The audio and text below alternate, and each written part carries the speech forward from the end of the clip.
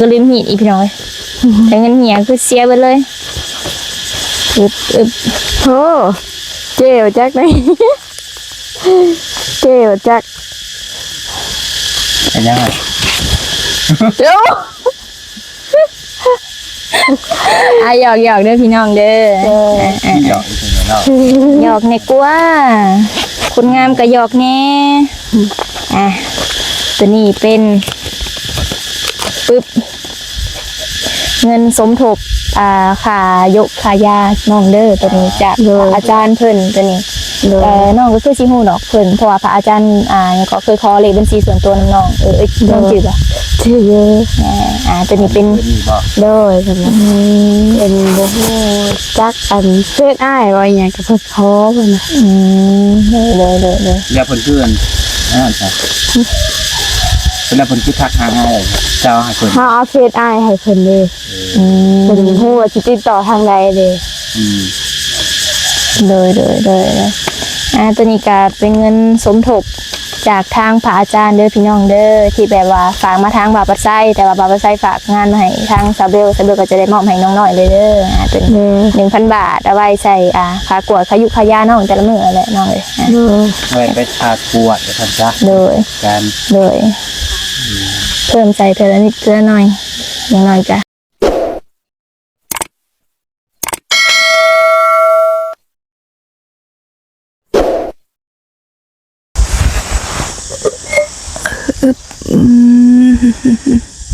เฮ็ดยังเด้เนาะอันนี้เนาะเป็นตะกินแท้เพิ่ง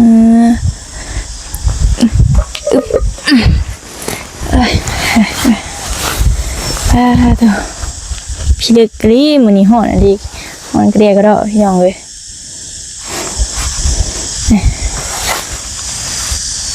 โดยกับทักทายสบายดีสวัสดีเด้อพ่อแม่พี่น้อง FC บ่สุขทุกคนเนาะว่าสิอยู่ฝั่งลาวฝั่งไทยหรือว่าทางต่างประเทศมื้อนี้ก็ยินดีต้อนรับเข้าสู่ช่องน้องเบล Channel อีกแล้วเด้อพี่น้องเด้อเปิดภาพมาอยู่ที่เฮือนอยู่ที่หน้าน้องหน่อยพี่น้องเอ้ยมื้อนี้หลังจากว่าไปหาน้องไสฟ้าเพิ่นแล้วก็พากันลงมาแล้วก็กินข้าวอยู่โรงเรียนพี่น้องแล้วก็มาฮอดหน้าน้องหน่อยพอดีเลยนี่ก็มาเยี่ยมมายามเบิ่งเพิ่นพี่น้องเมื่อวานนี้เพราะว่าซาเบลกับปาปาไซบ่ได้ออกมาหาเพิ่นพี่น้องเลยก็คืออย่างที่ซาเบลเว้านั่นแหละพี่น้องเอ้ยปาปาไซมันเจ็บยังก็ข้อนั่นแหละพี่น้องเอ้ยในมื้อนี้ได้โอกาสมาก็พอดีเลยมาเยี่ยมมายามเบิ่งน้องสาวเป็นแนวใดสะไข้ละบ่เศร้าละบ่อยู่กับไผแหน่มื้อนี้นะพี่น้องเอ้ย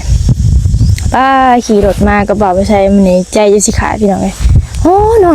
นก็ได้ก็ได้มันนี่ไปเบิ่งองศาในโทรศัพท์35 องศาพี่น้องเลย37แล้วป้า37นี่เกือบ40แล้วได้นี่ฮ้อนแห้งเลยผิวใหม่หมดเบิ่งไปหาน้องน้อยเพิ่นไปพี่น้องไปเพิ่นเฮ็ดยังอยู่เด้อทำอะไรอยู่จ๊ะโอ้ยสวัสดีเด้อโอ้ยสบายดีมึงทำไม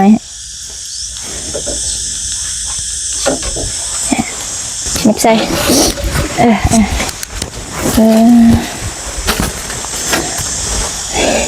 ยังไงเนี่ยน้ำต้มเลยน้ำต้มหางไม้เพิ่นพี่เนาะมื้อนี้ต้มอันหากเดียวเนาะมื้อเนาะมื้อน่ะเห็นเปิดมาเห็น2 อันโอ้โหต้มหลายลี้วะไม่ต้มมันเดียวน้องก็พิษตียูเมื่อกี้นี่ฮะยูยินเตะใส่เนาะดูนั่งได้บนไว้กล่องกูพิษเลยมือยืนก็ได้เอายืนนะบ่น้องหน่อยยืนด้นได้บ่ได้อย่ามาน้องเจ็บก็นั่งก็ได้เนี่ยนั่งหันหน้ามานี่ก็ได้เป็นยังได้นั่งได้แหละจับก็แต่บริหน้าตากล่องคนนี้ตัวมือนี่คือเงียบเงาแท้เรามือเนาะโดยแม่ก็พอไปใส่มือพออยู่เที่ยงแม่อยู่บ้านพออยู่เที่ยงบอกก็คือบ่เห็นแล้วนอนบ่เลยนั่นเลย ก็บ่เห็น บ่ มาเล ได้ ย เฮ็ดเนี่ย ย่านเพิ่นนอนไปจักนะ แต่เกิด แม่ไปใส่เกาะ นี่เมื่อบ้าน มาบ้าน โดย แล้วเมื่อเห็นอย่างนั้นเนาะ แจกแล้วก็ แล้วเมื่อแต่เช้าคุณบ่ โดย อย่างเรามีเวียกด่วนไปจักเนาะ โดย จึงเลยแต่เช้าปกติก็เห็นเพิ่นอยู่แต่ในไห้นี่นะสุดลายกะ โดยมัน น่าเป็นอะไรตากล้องเฮานี่ แบบยินเอง โอ้ยตากล้องคอยดื้อเนี่ยบ่ดื้อโอ้ย แน่เคยมานั่งกินเห็น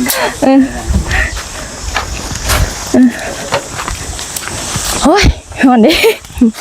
หายใจก็ยากพี่น้องไอ้ฮ้อนแฮงอึดอัดกระตูเอานั่งได้บ่บัดนี้ครับ ได้อยู่ ไม่คนเราเป็นผีนะแต่คนเราเป็นผียังว่ามันอย่างบ่ได้ แม่นน้องเพิ่นบ่ได้เป็นฟรีก็ดีแล้วถ้าเป็นเนี่ยก็โอ้ยขึ้นยากเลยย่านนี่นอนถ่ายคลิปอยู่เป็นอะไรเจ็บท้องไง ใครอยู่ธรรมชาติเนี่ยเจ็บทำไปกินข้าวเลยจ้ะ บ่ได้กินข้าว เออให้กินสายแล้วบ้าง9 โมง 10 โมงจ้ะ กินข้าวเช้าบ่ตรงโมงซะเนาะปกติเรากินข้าวเช้าก็6 โมง 7 โมงซะพี่น้องเอ้ยตอนเช้า โด ก็ ย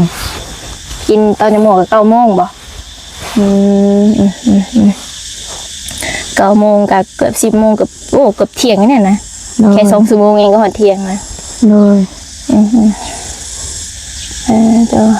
ห่างใหม่จะเป็นอะไรกินนะฮอดเสยดายอะไรเศร้าอยู่บ่ ใครอยู่มากกับใครอยู่เจ็บ ใครอยู่ โดย ยาโตเพิ่นว่างอันนี้ก็กินคู่กันเนาะ โดยแต่ในกินคือกัน วันนี้มีใครมาหาเนี่ยเนาะ บาวี่ บอบบี้ โดย ไม่ใช่บอบบี้ผู้เดียวนะ โดย แม่นแล้วพี่น้องเพราะว่าผู้ดีไปกินข้าวอยู่โรงเรียนกับผู้ดีเจอกับเพิ่นก็ว่ามาแต่เฮือนน้องน้อยเพิ่นก็ว่า โดย มาแล้วก็พากันนั่งกินข้าวอยู่โรงเรียนนั่นแหละผู้ดีเจอเพิ่นเลยเพิ่นก็แวะกินข้าว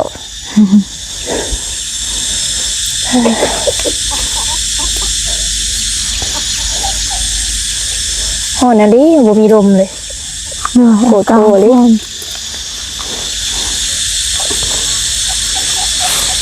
ใช่ว่าเนาะหมูไปใส่แล้วก็คือบ่เห็นบางที ไปเลยบ่ ไปแม่น้ ปกติอุดอิดแถวนี้เลย ำไปแม่น้ำมันร้อนอากาศร้อนแล้วก็ไปแม่น้ แม่นั่นแหละหมูหมักหมองเย็นหมูค่ะ ำโดย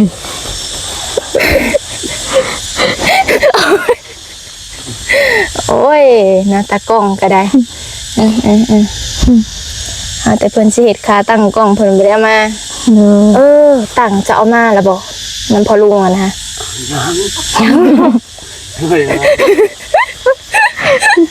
ลืมเลย ไม่ได้ลืม บ่ได้ลืมบ่ ไปเอามา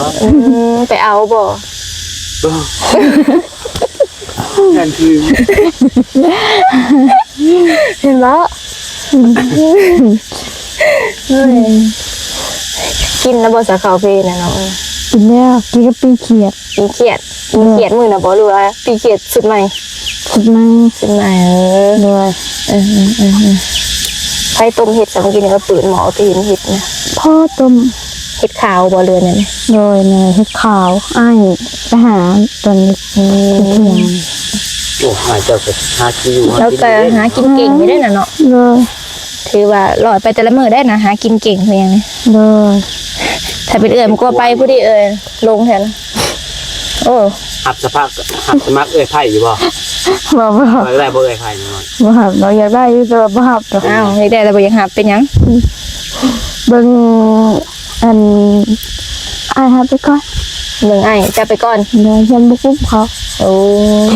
ไอ้โอ้แต่เราหากินเก่งในกุ้มอยู่ได้ว่ากุ้มมือ โดย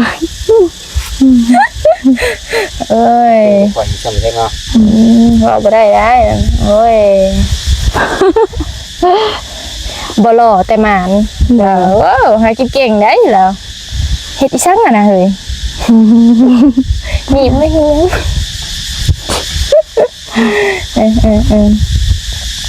คือบ่าวบัดซ้ายนี่หล่อแต่บ่มานเราหากินบ่เป็นแต่ว่าเราหาเงินเก่งนะคะแล้วยังมีดีอยู่แล้วนะ เราเราเขิน คือวันนี้เจ้าอันนี้แหละเราหากินบ่เก่งแต่ว่าเราหาเงินเก่งอันนี้สมเสยนี่ หา เก่ง เงินในกระเป๋า แม่นคนเอา กระเป๋าแม่นี่โอ้ติ สุดยอดเลยเนาะแต่ละมือจักแสนแต่ละมือนี่บ่ตามกูหาเนาะ หนักเงินในกระเป๋าแม่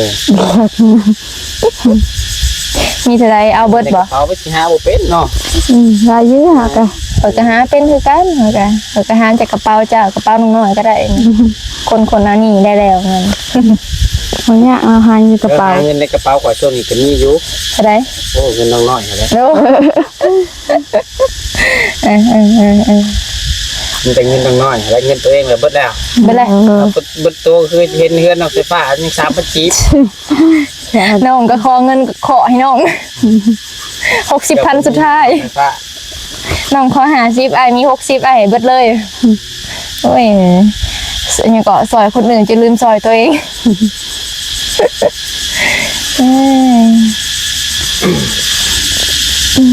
ได้หมูเนาะอยู่พุ่น โดนไปหากิน หมูบ้านหมูกินเองตามธรรมชาติ โดย เป็นอย่างเฮ้ย เป็นที่กันดี กระจันห้องดังเลย ห่อนแห้งเนาะ เลยหมุน360องศานะ ให้เป็นเหมือนบรรยากาศที่ห้อง ตากล้องบ่หอนบ่ บ่ มาก คอยละมักเลยแต่ ตัวเลยอะไรเงี้ย ตากล้องทนแดดทนฝนไหม ทนเลยทนทน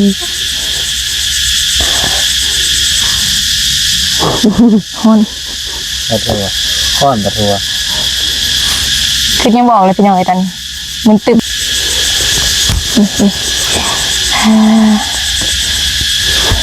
นี่คือได้มาแจ้งข่าวดีอยู่บ่เนาะ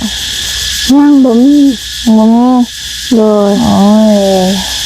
นอกจากบาผัดไทยยังมีใครมานี่ มันจะกล่าวภาษามีไพ่มาเนี่ยค่ะเนาะ บาวี่ บาวี่ บาวี่เทีย โดยบอลลี่ไปมาบ่ บอกคนว่าแบบมันน้องถามว่าชวนที่เขามากเลยค่ะว่าจักยังไง เราปีนไปมาบ่เดินได้ ไม่ได้เข้ามา คือไม่ได้เข้า เยอะกันอยู่ได้อยู่ที่หมาดเซน โดย เห็นคุยกันมาเป็นคนว่าแบบที่แรกว่าจะเข้าไปแต่ว่าน้ำน้อยเพิ่นอยู่หน้าว่ะแต่ทางมันยากเพิ่นเลยบ่เข้ามาเพิ่นเลยขึ้นเซโปนละเลยไปเซโปนแล้ว โดยก็คือสิได้สมเอ่ยก็สมอ้ายนี่เนาะแต่ละมื้อก็ เด้อ อย่าข้าวลำคาญกันเด้อ สำคัญเนาะ อยู่นำกันไปเดินเด้อ ลำคาญได้เนาะเสียงยังเบา การฮ้อนเด้เนาะเมื่อย เนี่ยเลยเขาว่าไหนได้อากาศร้อนเลยกะยาดังกับบ่ได้ ลำคาญก็บอกกันเด้อมีบ่ ขึ้นแล้ว อยาก เออจ้ะ มันเพิ่นได้ขึ้นได้เบิ่งอุ้ยกระเป๋าก็ลืมหีดอีพี่น้อยแต่เงินเหี่ยคือเสียไปเลยอึบ โอ้เจ๋วจักไหนเจ๋วจัก เป็นยังไง เดี๋ยวหยอกเด้อพี่น้องเด้อ หยอกจริงๆเนาะ หยอกในกว่าคุณงามก็หยอกแน่ตัวนี้เป็นปึ๊บเงินสมทบค่ายกค่ายาน้องเด้อตัวนี้จากอาจารย์เพิ่นตัวนี้น้องก็คือสิฮู้ดอกเพิ่นเพราะว่าพระอาจารย์ก็เคยขอเลขบัญชีส่วนตัวนำน้องน้องจื้อบ่ ชื่อเยอะ ตัวนี้เป็น มีบ่ โดยสำหรับเป็นบ่ฮู้จักอันเฟซอ้ายว่าอหยังกับเพิ่นขอเพิ่นน่ะ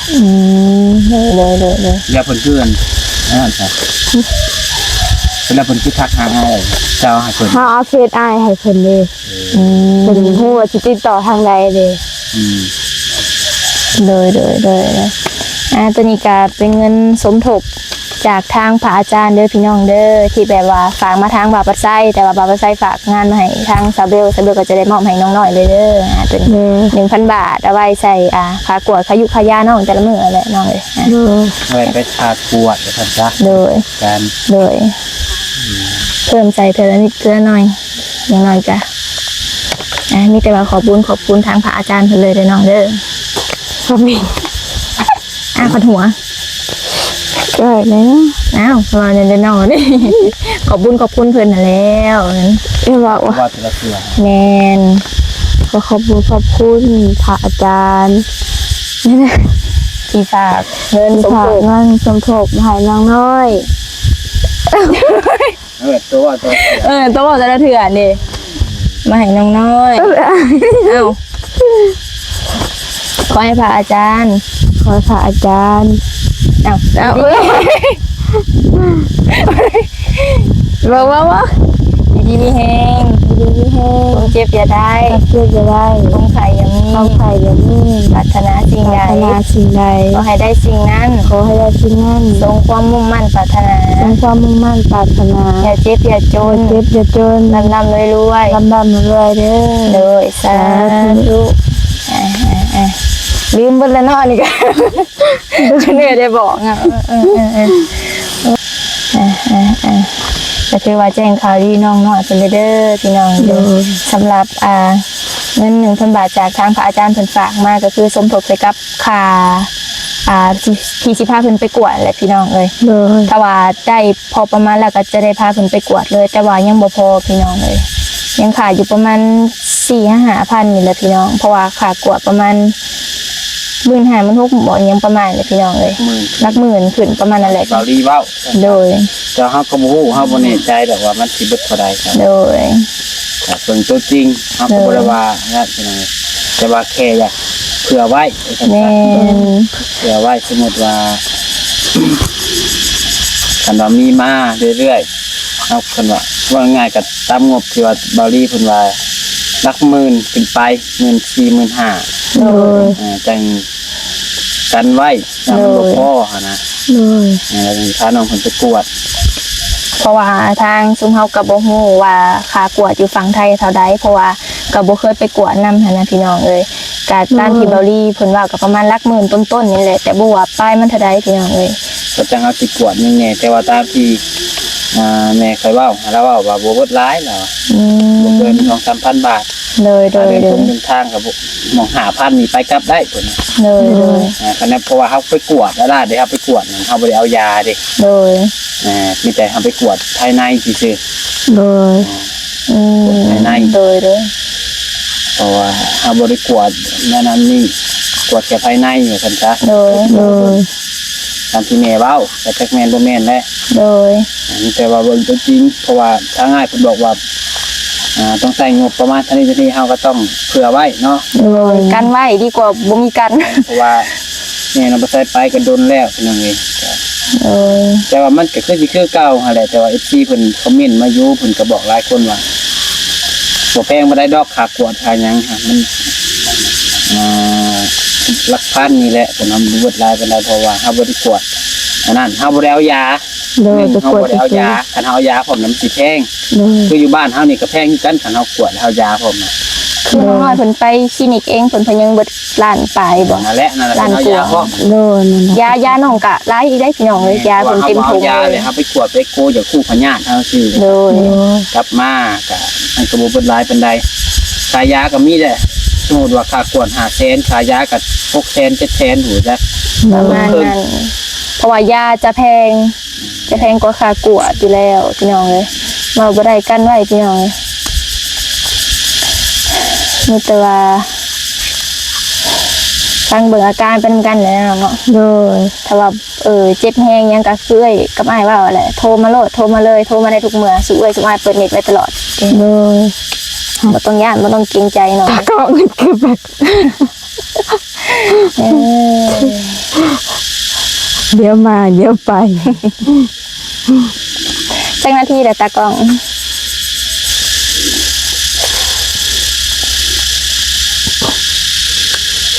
เฮ็ดให้ได้กินกันครับ ชักน้ำพอ แกงบ่ พอสิแกงบ่รู้ว่าต้มมาจ้ะ หรือว่าเสร็จยังเกาะซุปเผ็ดเนาะมื้อน่ะแซ่บอยู่ได้แม่น้องน้อยเฮ็ดมื้อน่ะกับพี่น้อยแซ่บๆเป็นเฮ็ดซุปเผ็ดขาวบ่ก็เคยกินครั้งแรกอันนั้นแซ่บอาจอจ่อยแห้งaliอาจอนี่ จ้ะ เกลือขาวอยู่บ่น้อง เด้อ เกลือขาวล่าบ่ เด้อนะ โอ้ยอาจอกับมึงเอวเอ็ดเลยเนี่ยบ่มาซ้ำมาน้องไฟฟ้ามื้อนี้ก็เพิ่นบ่ได้มาแล่นต้อนรับอีกได้พี่น้องเลยเครียดบ่เจอเนี่ยได้หรือว่าเพิ่นฮ้อนบ่เพิ่นไปนอนกล่องเตียงมื้ออื่นเนี่ยได้กระบอกมาพี่น้องเลยแมวเพิ่นก็คือการนอนอยู่ในห้องอ้ายไปใส่ก่อน จักไปเลยบ่เห็นดอกเห็นเนาะ ไปแต่เช้าพุ่นบ่เนาะ โดยไปก็บ้ากินแล้วก็มากินข้าวแล้วก็ไป แล้วก็ไปเกือบคู่มื้อแล้วเนาะอ้ายก็ โดย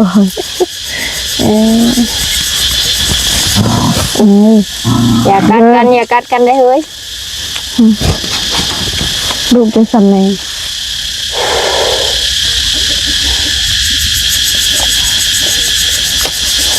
ที่ดินใหม่ดิสะน้องบ่ได้ไปเยี่ยมไปยามมึงนะบ่ บ่ได้ไปแต่เขาไปเมื่อไหร่ก็บ่ได้ไปเลย พ่อก็บ่ได้ไปนอนเฝ้าเลยเพิ่นเนาะ บ่ นั่นแหละพ่อบ่มีเครื่องแล้วนี่นะกะมีแต่เสากระดูแถวนั้นแหละพี่น้อง กับหินกับทรายนั่นแหละพี่น้อง เลย ก็อาจจะบ่มีหยังเสียดอกถ้าว่าหลักหินหลักทรายไปก็ยอมเพื่อนแหละยอมแล้วถ้าสิหลักขนาดนั้นก็ เลย มีแต่ว่าถ้าฟังเบิ่งอาการของน้องๆกันเด้อพี่น้องเด้อเรื่องเฮือนกะโจะไว้ก่อนพี่น้องเด้อต้องมาปัวเพิ่นก่อนเอาชีวิตเพิ่นก่อนพี่น้องเอ้ย เลย ถ้าว่าเอาเงินก่อนเพิ่นบ่มีชีวิตแล้วอีกแล้วอ่ะ น้องๆบ่ได้อาศัยอยู่ซ้ำพี่น้องเอาเพิ่นก่อนเงินเฮ็ดยามใดก็ได้ เล แต่ว่าย คนนี่ต้องปัวให้ทันถ้าว่าลุกลามไปอีกเนี่ยย่านอาจจะปัวยากพี่น้องเอ้ยการใช้จ่ายก็อาจจะหลายถ้าว่ามันเริ่มเป็นเริ่มหูโตก็ค่อยๆปัวไปเทเล็กเทน้อยพี่น้องเอ้ย เลย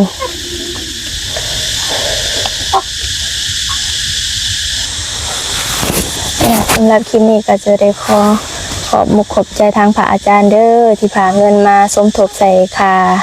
ปิ่นปัวของน้องน้อยเด้อก็ขอให้ทานอยู่ดีมีแห้งความเจ็บอย่าได้ความไข่อย่ามีปรารถนาสิ่งใดก็ให้ได้สิ่งนั้นทรงความมุ่งมั่นปรารถนาเด้อสา